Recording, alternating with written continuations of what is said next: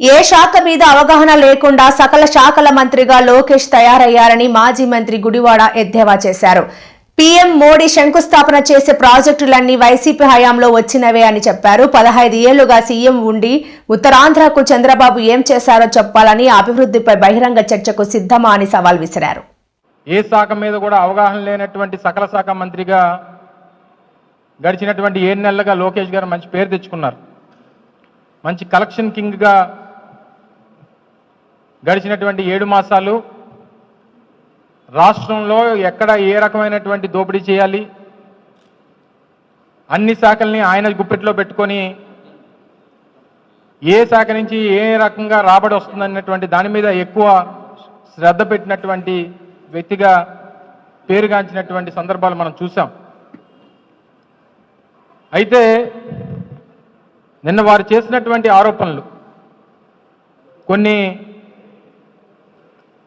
ప్రధానమైనటువంటి ఆరోపణలు, వాటికి సమాధానాలు మీ ద్వారా ప్రజలకు చెప్పాలన్నటువంటి ఉద్దేశంతో మీ ముందుకు రావడం జరిగింది. వారు చేసినటువంటి ప్రధానమైనటువంటి ఆరోపణ ఏంటంటే, ఉత్తరాంధ్రకి జగన్మోహన్ రెడ్డి గారు చేసింది ఏంటి, ఆయన ఏమీ చేయలేదు, గడిచినటువంటి 5 సంవత్సరాలుగా జగన్మోహన్ రెడ్డి గారి పాలనలో ఉత్తరాంధ్రకి ఏమి మీరు చేశారన్నటువంటి విషయాన్ని వారు అడగడం జరిగింది. ఎక్కడి నుంచి, శ్రీకాకుళం నుంచి పాయకరావుపేట వరకు మొదలు పెట్టమంటారా, లేదా పాయకరావుపేట నుంచి శ్రీకాకుళం వరకు మొదలు పెట్టమంటారా? గతంలో 15 సంవత్సరాలు మీ తండ్రి గారు ఉమ్మడి రాష్ట్రానికి 10 సంవత్సరాలు, రాష్ట్ర విభజన జరిగిన తర్వాత 5 సంవత్సరాలు, 15 సంవత్సరాలు మొన్న వచ్చినటువంటి అధికారానికన్నా ముందు 3 పర్యాయాలు ఈ రాష్ట్రానికి ముఖ్యమంత్రిగా చేశారు. గతంలో ఎప్పుడు కూడా ఉత్తరాంధ్రకి ఆయన హయాంలో జరిగినటువంటి కార్యక్రమాలు ఏంటో ఒకసారి చెప్పుంటే మేము మిగిలినటువంటి వాడికి సమాధానం చెప్పేవాళ్ళం. జగన్మోహన్ రెడ్డి గారు గడిచినటువంటి 5 సంవత్సరాల్లో శ్రీకాకుళంలో మొదలు పెడితే ఉద్దానం కిడ్నీ సమస్యకు సంబంధించి 700 కోట్ల రూపాయలతో వాటర్ ప్రాజెక్టు నిర్మించాం, కిడ్నీ రీసెర్చ్ సెంటర్ నిర్మించాం. ఎన్నో దశాబ్దాలుగా ఉన్నటువంటి మూలపేట పోర్టు నిర్మాణం, శ్రీకాకుళంకి సంబంధించి ఆ ప్రాంతం తాలూకు రూపురేఖలు మార్చేటువంటి శ్రీకాకుళం పోర్టు, మూలపేట పోర్టు నిర్మాణాన్ని ప్రారంభించాం. విజయనగరంలో మెడికల్ కాలేజ్ నిర్మించాం, కురుపాంలో ట్రైబల్ ఇంజనీరింగ్ కాలేజు, పార్వతీపురంలో మెడికల్ కాలేజు, సెంట్రల్ యూనివర్సిటీకి సంబంధించినటువంటి భూమి పూజ చేశాం. అత్యంత ప్రతిష్టాత్మకమైనటువంటి భోగాపురం ఇంటర్నేషనల్ ఎయిర్పోర్ట్. గతంలో మీరు కేవలం మీకు కావాల్సినటువంటి మనుషుల కోసం మీరు చేసినటువంటి కార్యక్రమాలు మేము చూసాం.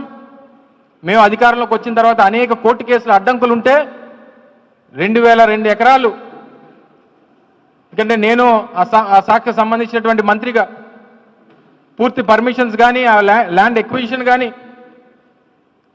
పూర్తిగా అన్ని మేమే సేకరించి అన్ని రకాలైనటువంటి పర్మిషన్స్ తీసుకుని వచ్చి కాంపౌండ్ వాల్ నిర్మించి రీహాబిలిటేషన్ అక్కడ ఉన్నటువంటి గ్రామ ప్రజానికానికి కల్పించి 2023 మే 3వ తారీఖు 1వ తారీఖు సబ్జెక్టు కరెక్షన్ డేటు పనులు ప్రారంభించి ఈరోజు ఏ స్థాయిలో పనులు జరుగుతూ ఉన్నాయో కూడా మీరు చూస్తూ ఉన్నారు. ఐటీ కంపెనీ గురించి అడిగారు. ఇన్ఫోసిస్ తీసుకొచ్చింది ఎవరు విశాఖపట్నానికి? ర్యాన్స్టాడ్ లాంటి పెద్ద కన్సల్టెంట్ కంపెనీ, ప్రపంచంలోనే అతిపెద్ద కన్సల్టెంట్ కంపెనీ ర్యాన్స్టాడ్ తీసుకొచ్చింది ఎవరు విశాఖపట్నానికి? WNS ఈరోజు మీరు చెప్తా ఉన్నారు HSBC వెళ్ళిపోయిందని చెప్పి, అదే HSBC ఆ బిల్డింగ్లో WNS తీసుకుని వచ్చి 3000 మందికి ఉపాధి కల్పించింది ఎవరు ప్రభుత్వంలో చేశారు? మీకు ఇవేవి కనబడరు. మేము తీసుకొచ్చినటువంటి TCSను కూడా మీరే తీసుకొచ్చారని చెప్పుకునేటువంటి పరిస్థితికి వచ్చేస్తే, ఆ TCS కూడా 10,000 మంది అన్నారు. నిన్న మాట్లాడితేనేమో 1500, 2000 మంది అని అంటున్నారు. సరే, చెప్పినప్పుడు మేము గతంలో కూడా చెప్పాం, ఇన్ఫోసిస్ తీసుకొచ్చినప్పుడు చెప్పాం 1000 మంది ఎంప్లాయీస్తో ఇన్ఫోసిస్ తీసుకొస్తున్నానని చెప్పాం. 1000 మందితో సెంటర్ ఓపెన్ చేశాం. గత సంవత్సరం అక్టోబర్ 16వ తారీఖున జగన్మోహన్ రెడ్డి గారి చేతుల మీదుగా ఇన్ఫోసిస్ కార్యాలయాన్ని ప్రారంభించాం. అసలు విశాఖపట్నంలో ఐటీ హిల్స్ తీసుకొని వచ్చి అక్కడ ఐటీ హిల్స్ స్థాపన కారకులే రాజశేఖర రెడ్డి గారి కుటుంబం. మీ తండ్రి గారు గతంలో 14 సంవత్సరాలు ముఖ్యమంత్రిగా ఉండి ఏం చేశారు విశాఖపట్నానికి చెప్పండి. మళ్ళీ నన్ను అడుగుతారు మీరు ఏం చేశారు ఇక్కడ 700 కోట్లు పెట్టి 400 కోట్లు 700 కోట్లు పెట్టి మీరు రుషికొండలో బిల్డింగ్ కట్టారని. ఎస్, గవర్నమెంట్ బిల్డింగ్ అది. ఈరోజు జగన్మోహన్ రెడ్డి గారు ఉండట్లేదే, లేదా మా పార్టీ నాయకులు ఉండట్లేదే. ప్రభుత్వానికి ఏ రకంగా ఉపయోగించుకోవాలో ఆ రకంగా ఉపయోగించుకోండి. అంత బ్రహ్మాండంగా ఒక బిల్డింగ్ నిర్మాణం చేసి ప్రభుత్వానికి సంబంధించినటువంటి నిర్మాణాలు చేపడితే దానికి సంబంధించి లేనిపోయినటువంటి ఆరోపణలు చేస్తూ ఉన్నారు. ప్రధానమంత్రి గారు వస్తారు, విడిది పెట్టండి. లేదా రాష్ట్రపతి గారు వస్తారు, ఉపయోగించుకోండి. లేదా గవర్నర్ వస్తారు, సర్కిట్ గవర్నర్స్ బంగ్లా కింద ఉపయోగించండి. ఉన్నదాన్ని ఏ రకంగా ఉపయోగించుకోవాలో తెలీదు, చేసినటువంటి పనులు గుర్తుంచుకోవడం తెలీదు. ఈరోజు తిరిగి మా పార్టీ మీద విశాఖపట్నం స్టీల్ ప్లాంట్ ప్రైవేటీకరణ జరగదని ఎన్నోసార్లు చెప్పామని ఈయన చెప్తున్నాడు. ఎస్, వెరీ గుడ్, స్వాగతిస్తున్నాం. ఈ మాట రేపు ప్రధానమంత్రి గారు వస్తారు కదా, విశాఖపట్నం స్టీల్ ప్లాంట్ ప్రైవేటీకరణ జరగదు అని చెప్పి పెద్ద మనిషి నిన్న ప్రకటన చేశారు. ఎస్, స్వాగతిస్తున్నాం. కానీ ఆయనకి అది చెప్పాల్సింది. ఈయన చెప్పాడు, చాలా ఎలక్షన్స్ ముందు చెప్పాడు, ఎన్నికలు అయిపోయి 7 నెలలు అవుతున్నాయి, ఇప్పుడు చెప్తున్నాడు. అక్కడ తీరా చూస్తే ఎంప్లాయీస్కి జీతాలు లేవు.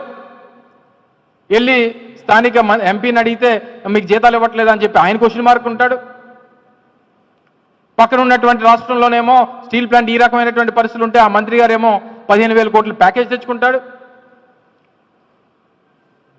తీరా ఈయన చూస్తేనేమో ప్రైవేట్ పరం